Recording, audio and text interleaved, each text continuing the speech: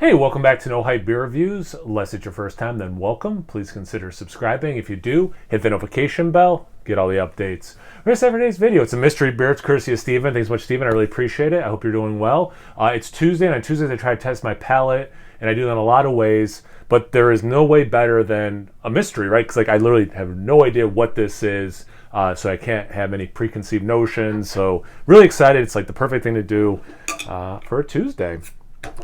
Into it. So it was right out of my beer fridge, which is set at 50. Okay. So he sent two mystery beers. One was in a can and one was this in a bottle. And just the bottle was closer to the front of the refrigerator. It's like what wine one, I think, originally. And so it's like long and narrow. So that's what she said. And that was just the first one. It was the closest for me to grab. But I was also kind of in the mood for a big stout, and that's what it looks like. So this might be not mutually beneficial. This might have just worked out really nice. Because that is, I mean, is there any brown in there? I don't know. That's pretty darn black. Not a ton of head. Sticking a little bit to the side of the glass. But like big bubbles, not like a foam, but more of like soapy. You are getting some lacing sticking here, which is interesting to me. Legs for sure, but more lacing than I would think. That's really interesting. So based on like the viscosity and the deep dark color, without smelling it or tasting, I'm going to assume this has got to be a big stout. But let's get into the aroma. Coffee. I'm going to go on record that this is a coffee stout. It's got this added layer of roast that I would be quite like if a brewery could get this coffee level roast out of just malt, game changer. Like they would never have to buy coffee again, to get coffee like stout or something. They could like save money not actually putting coffee into it and that anyway. So yeah, definitely thinking it's got some kind of coffee. There's a slight nuttiness to it, slight sweetness, some nice chocolate. So like it's got things I associate. Yeah, with a big full stout with that coffee. I'm not getting real barrel. I got a little bit of vanilla, but I don't know. I think the taste is going to be pretty important in this one in terms of if there's anything else going on. I don't smell any alcohol, but I'm thinking this is probably a pretty big boozy guy, double digits, let's say. But let's find out the taste. Cheers. Thanks again, Steven. Okay, interesting. Thinner than I would have thought, but the flavor is really nice. So I used the word, viscosity before, and in the taste, I'm now regretting that because it's a little thinner than I anticipated with all the other information I had prior to sipping. I'm 100% confident about the coffee. I cannot imagine that being just from the roast. And that this is where some of the hardship for me in terms of this ABV now, because it does have less of that viscosity, and I was thinking that would be bigger and probably tied to a higher ABV. But then it has the flavors, and you can get big flavors without having to be 10 plus in a beer like this for the ABV. So now I'm like really nervous about saying an ABV.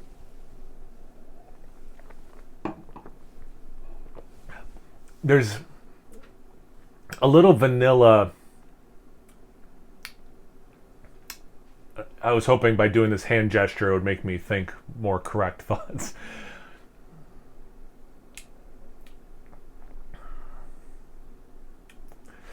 And then, yeah, I could see, okay, coffee. I'm still going to say double digits, but like, I'm just going to say 10. But I think it's probably more like 11, 12. If it is barrel aged, I'm hoping it, because I do get like this little like woody thing too, but it's not.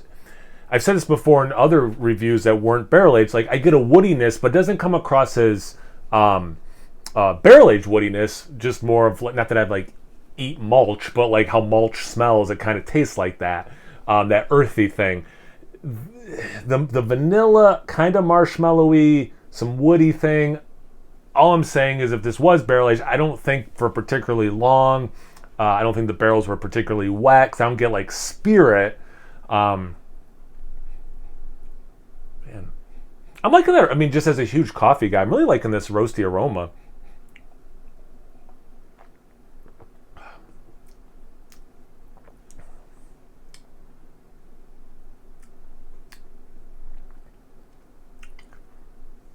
%. Okay, I'm locking it in and I'm opening this up. Also, kudos to Steven, because I do it the same way where I do paper towels and painter's tape. So he's carved out his own niche, whatever. His own way of doing it. There, I'll say it that way. With food ads or just newspaper stuff in general with Scotch tape. All right, so 11.5%. No, 11.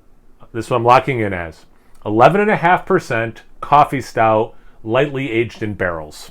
I don't taste any other adjuncts. There was that slight nuttiness, but it doesn't taste like peanut butter to me or anything. Stop talking, because the more you say, the more they can use against you when you're wrong. Smart.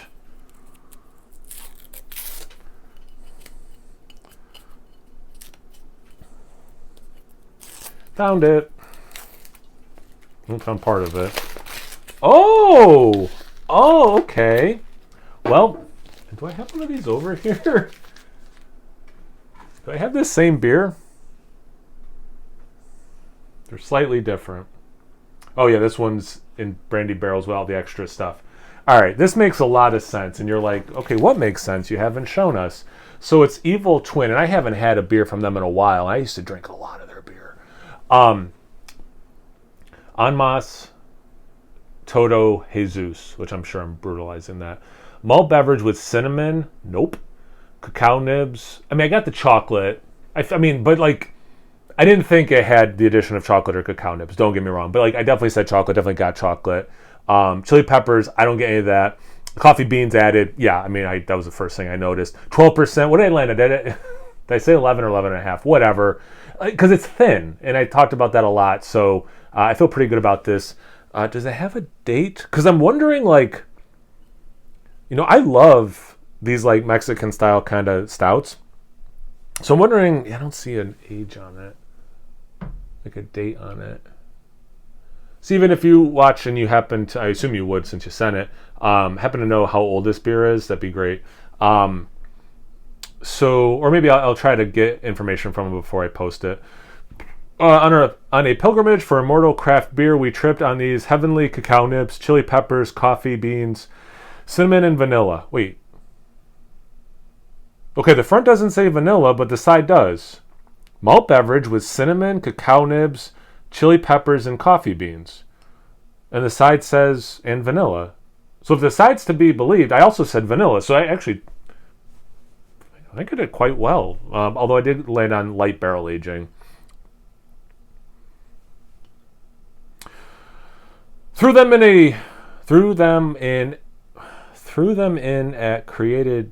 This I'm reading this correct. How they wrote this. This is not proper English. Threw them in at created damn good aromas. Yeah, that just is worded wrong. A thick fudge-like body, chocolatey but not thick at all. Pitch black color. I said that, and obviously only made it in limited amounts. And the taste, everything, Jesus. Produced and bottled by Evil Twin. It was produced in Spain. Yeah, duh. That might actually not feel bad. That might explain why the English isn't correct there. Maybe it was lost in translation or something. I don't know if the label was printed there. And the fact that it doesn't say vanilla on the front. So, okay, what did I do well? Almost everything. Almost nailed the ABV. I picked out the coffee, the vanilla, and I would argue I didn't acknowledge chocolate, but again, to be fair, I think you could get the chocolatiness in just with malts, but I did pick up on a chocolate note. Cinnamon and chili peppers, I don't taste any. And like cinnamon to me is like an adjunct you can easily overdoing a stout or in any beer. And I've said this in a lot of my reviews that have cinnamon, whether I get too much cinnamon or not. This does not have much cinnamon. I don't get any chili peppers. Like, there is no heat in this beer. Again, making me wonder how old it is. And I said it could have, or I thought I did finally say when I was finalizing it, some light barrel aging. Yeah, fair enough. I mean, I got the vanilla thing. I got a little this woodiness. So that was the base beer, not barrel aging. I made that distinction. I'm going to be kind of generous to myself. Sometimes I remember to do this, sometimes I don't. It is fun to kind of give a letter grade, I think. I'm going B+. I know and actually I would go into the A territory if I hadn't gone with saying barrel aged at the end there. But I did qualify that it's like more like a mulchy woodiness and that there was a vanilla marshmallowiness and not like spirit. So I think you could squeak out an A-, but I'll be a little humble. I'm going to say a B+. What do you guys think? Let me know in the comment section below. Thanks again, Steven. I really appreciate it. I hope you're doing well, as I said earlier. Have you guys had this beer before? I have had this beer before. I think I've reviewed this beer on the channel. I know I've had it, but anyway. Comment section below. Let's have any of those conversations. Once you're done doing that, make sure you check me out on Instagram and Untapped. It's No Hype beer reviews at both those places. So please like, comment, subscribe, and most importantly, imbibe. Cheers, everyone.